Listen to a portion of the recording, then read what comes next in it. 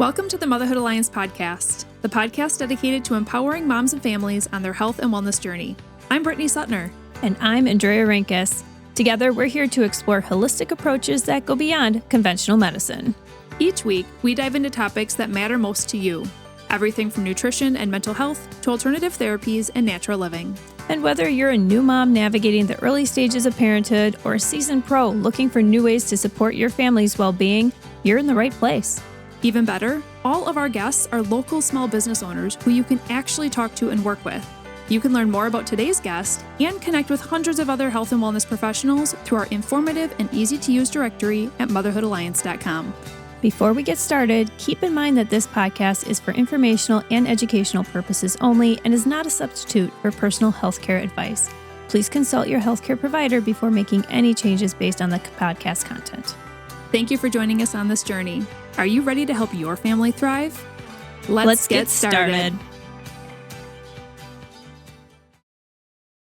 Hi, we are Britt and Drea from motherhoodalliance.com, and we are excited to welcome you to a 4-episode series with Faith Ainsworth, who is the owner of Integrated Sensory, a wellness center in Green Bay, Wisconsin that offers a variety of play and coaching-based sensory solutions.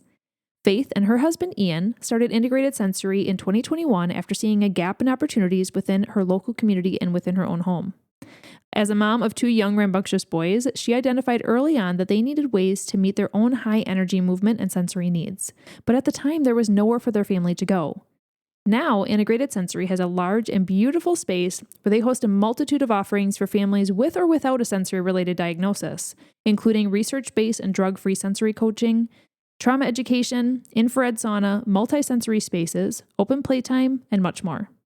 We're excited to share these episodes with you as we go deep into the topics of sensory integration and behavior, tips for parents on how to support overstimulated kids, how trauma affects the brain and body, and a deep dive into technology and how it affects the brain. Faith is beyond passionate about serving our community and meeting families right where they're at, and we can't wait for you to meet her. So let's jump into today's conversation. Welcome back to the podcast. We are here for episode 4 with Faith within her series. And today we're going to be talking about technology and the brain, kind of a really interesting topic. So Faith, we live in a digital age today, but it hasn't always been that way. What do you think are the biggest challenges that we face when it comes to raising families with an abundance of technology now? So I'm going to say something where I'm going to date myself, and probably you guys are like in the same range. 10, 15 years ago, there weren't even smartphones. Oh, yeah. I don't think that we're fully aware of the magnitude of the amount of input of what our brains can actually handle. Even like 20 years ago, you wouldn't have known if there was like a war going on across the country because the news didn't work that way. Our brains are only created to handle so much. Right, and so much stimulation at once. Correct. So how does that relate to technology? And let's just start with like little kids and TV. Are you saying that like when you're watching a show, you're bringing in visual stimulation, you're bringing in audio stimulation, you're bringing in a lot of movement and things like that. So that's like too much at one time for the brain to handle? Right. So of what I understand, around age 10 is when the kid should really be introduced to technology, like more heavy technology use. And now we're doing it at like age 3. The brain, when we let a child be bored, it's okay to let your child be bored. They learn how to pretend play. They learn how to go build a fort in the backyard. They learn how to be creative. And those are tools that you need when you go into adulthood. If they never learn how to do that because they have the constant stimulation, one, it creates sensory overload, which creates meltdowns. And our TV today, it's created to be addictive. If you look at TV from, the 90s, even versus today, the TV colors are brighter, they're faster, there's more things going on in the background. And then, so when we talk about it with like 3 or 2-year-olds or 5-year-olds, how many times have you like shut off a show and then it's a half-hour meltdown? Yeah. So why is that happening? Is their brain just like freaking out from all the stimulus? Pretty much. So really a good trial of it is so I'm a fan of Bluey, or I've heard of Trash Truck on Netflix or things like that. Try doing the 20-minute show of Trash Truck or Bluey, and then try 20-minute show or whatever of Paw Patrol. Are they screaming at the end of Bluey typically, or any of the like the low watercolor based, low colors, not as many beats, or are they screaming at the end of Paw Patrol? So that's really interesting. That's so interesting. So we're not even necessarily right here talking about number of minutes in front of a screen in general. It's like the type of show can have different reactions. 100%. Okay. Wow. Yeah. Didn't really think. It's usually just talking about time, like how much time. And that is something to consider for sure. It definitely is. My own personal experience, because I fell into the same route as a lot of moms, especially when you have a sensory seeking kiddo to start. I'm like, please just watch something so you leave me alone for like a half hour or like an hour, right? I need you to stop touching me for an hour. And then I ran onto some other resources and I learned about, actually I had a friend recommend it to me, and I started learning about how there was a TED Talk about how some of these TV shows today actually light up the same parts of the brain as crack cocaine. And we're giving that to our kids. Yeah. TV, even if it does have an educational component, isn't always the best format. And we, the consumers, get to decide what people want to move forward. For instance, Bluey, who, if you don't know what Bluey is, it's a fantastic show. It's actually one of the best representations of TBRI parenting out there. Oh, okay. It Yeah. is.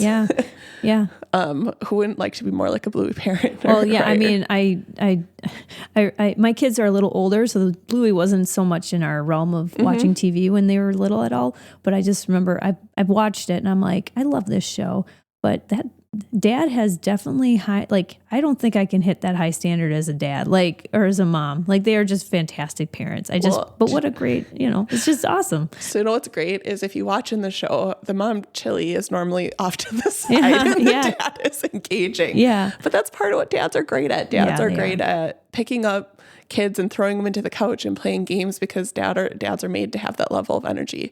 We as moms can for a while, but then I'm going to be the mermaid on the rock and you're going to be the shark swimming around it.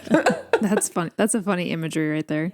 What about like educational games, even for these little kids, like ABC Mouse, or like these ones that can be on iPads that maybe are not stimulating like a Paw Patrol type thing, but are still a screen and are still like sitting on an iPad and like flipping through a digital book is also, in my mind, very different than sitting with a real book and flipping through the pages.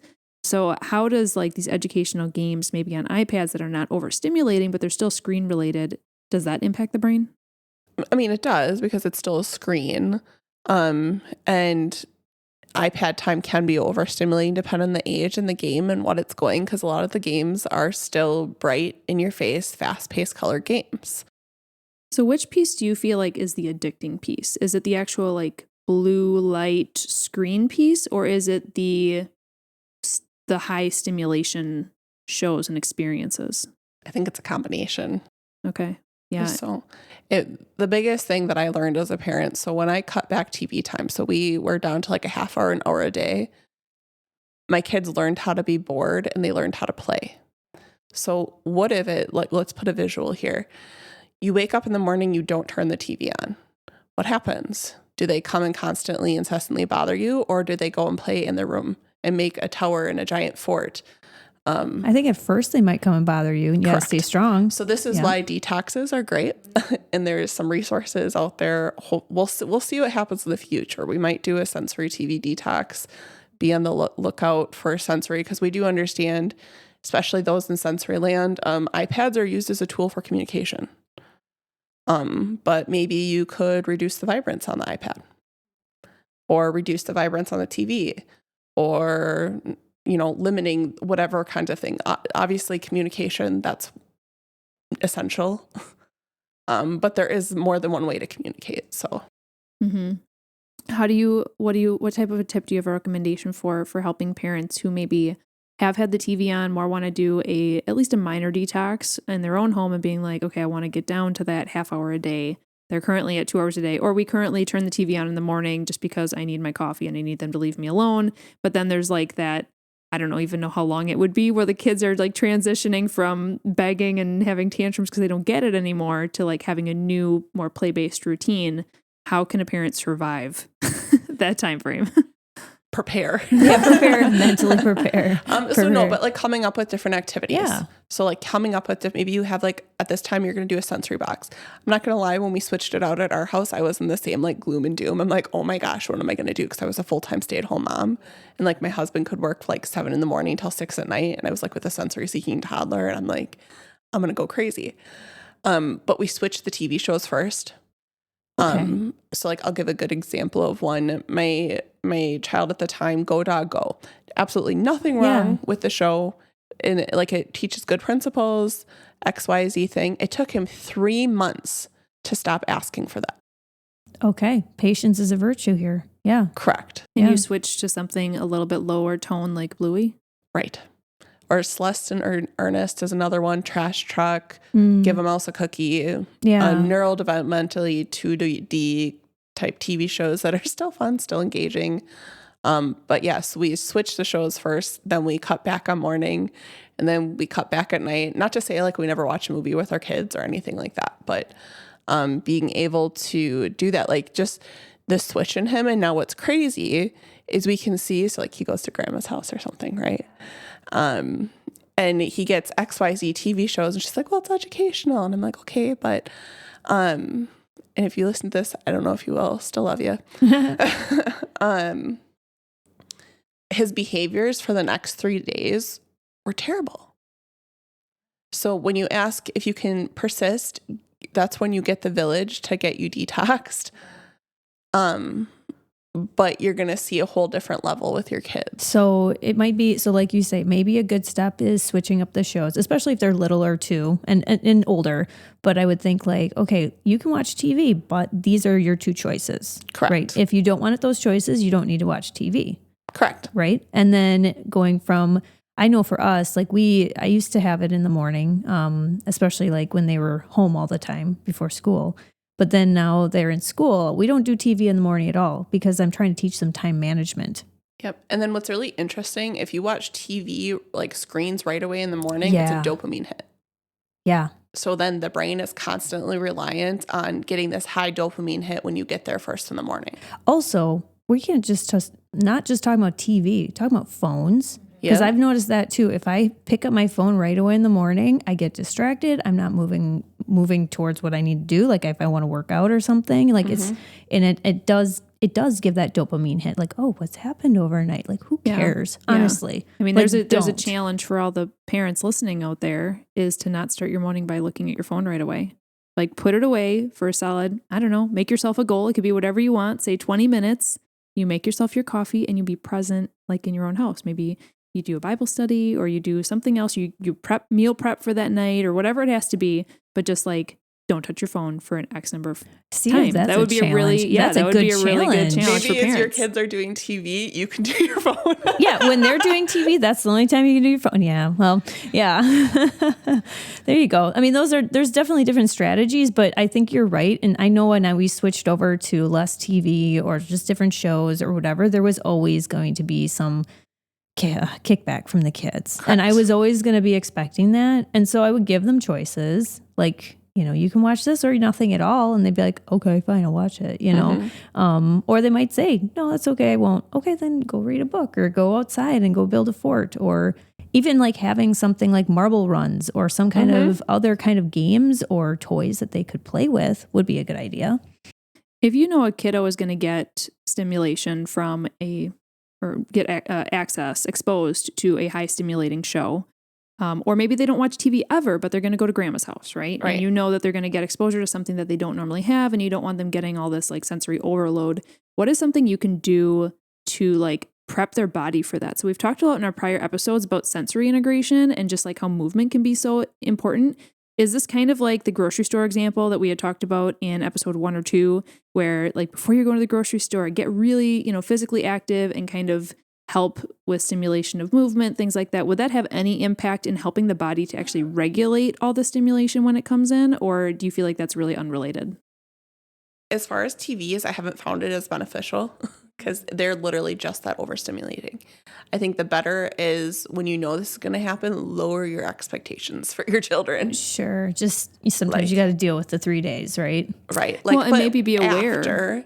After maybe you focus on the sensory stimulation. Okay. Sure. So I would maybe do it more in the after of like, hey, let's go get this input today, because there is regulating techniques to be able to help the body calm back down. Okay. So it'd be like you spent all day at grandma's house yesterday, watched tons of TV, whatever, had fun. Okay.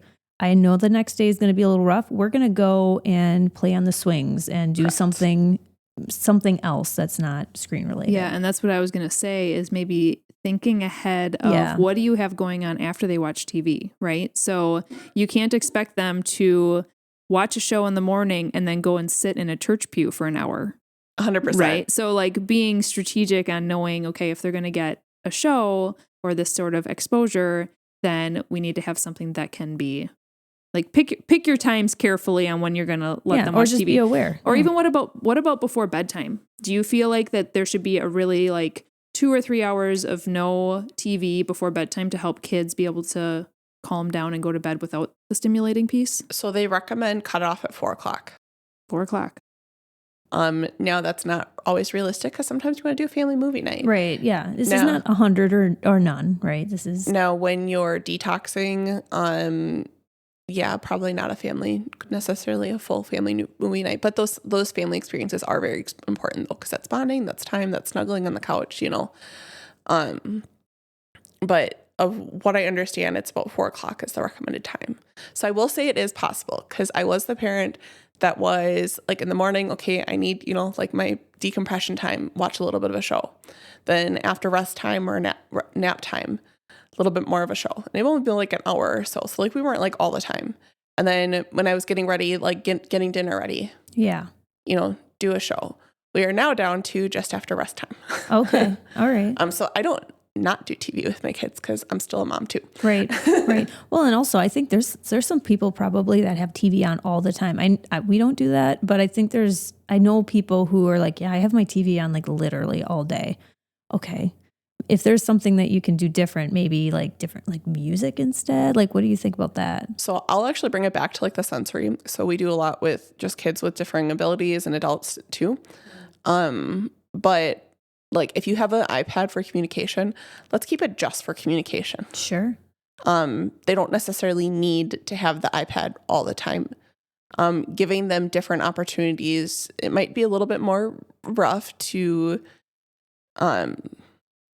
calm down, to get that swinging or that pushing or whatever kind of input. Having maybe some pre-set up tasks for them to do so you can get the stuff done that you need to get done. Just because long term, you're going to be better off for it. You've talked a couple times about a detox. What does that look like? So a detox is when you're switching the shows, but you're, I guess, coming off the shows. It's almost like you're detoxing somebody off of drugs. It's going to be rough. So there is a book, like I want to say, electronic screen syndrome. But she is a integrative counselor that kind of came up with a lot of it. But she has really good examples, especially boys. Boys are actually a lot harder and a lot worse than girls, just with the way that their brains operate a little different. But you even see the ones where they get to 17, 18, 19, and they are so addicted to their screens, it's like they're on drugs. Oh, yeah, I bet. But she had some other practical things, which I'm hoping to be able to, like, again, we'll see, put it into more of like sensory terms. So. Okay. And do you have any resources, like you just kind of mentioned that we could put in the show notes for parents to kind of have some guidance on helping them? Well, you even talked about like different types of shows. What shows are the overstimulating ones? What are the shows that are the better ones? Like, do you have any references that we could put in the show notes? So some of the stuff I learned was off of Raising Wildflowers. So that's where I first learned about the TV detox.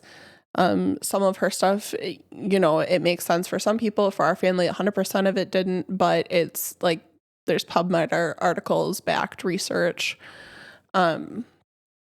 So using her website, because she does have a TV detox or lookout if we do end up putting like a sensory friendly one out. And then the book, the electronic screen syndrome, So I did actually do a talk with the Brain Center in Green Bay as well. I'm eventually going to get it up on technology in the brain as well. Oh, cool. So, awesome. Cool. Yeah, we'll definitely link to those things. And then once you have that link, you can send that to us, and we'll add that into the show notes. So if you're listening to this a while after it aired, then make sure you check the show notes for that as well. This was a really interesting conversation.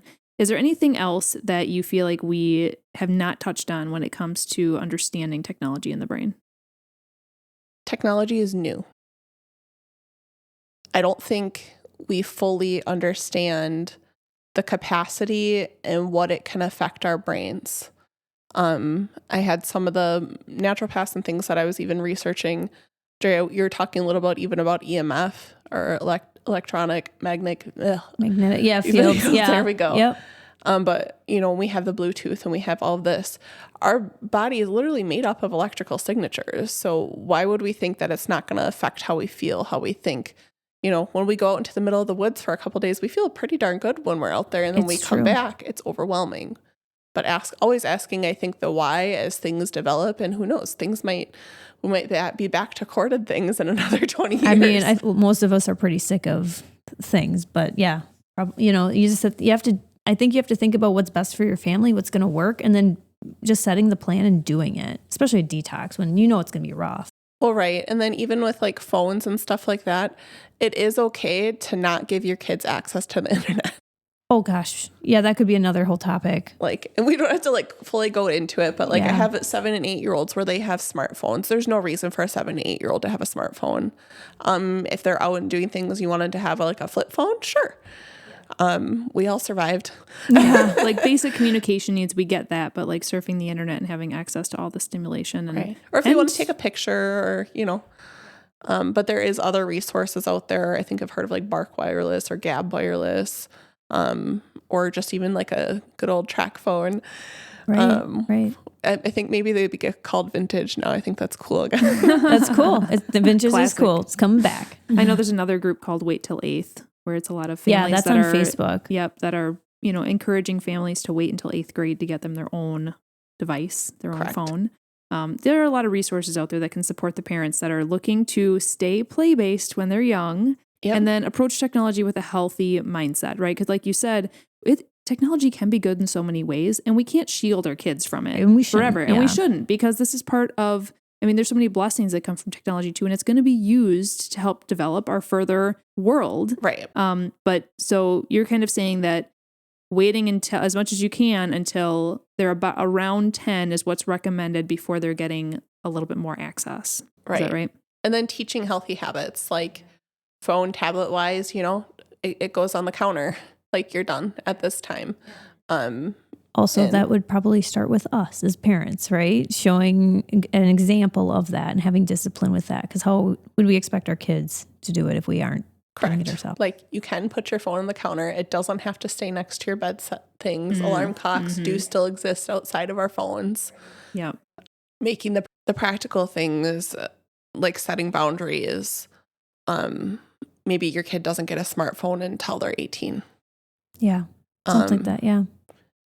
Switching the kind of TV shows you watch.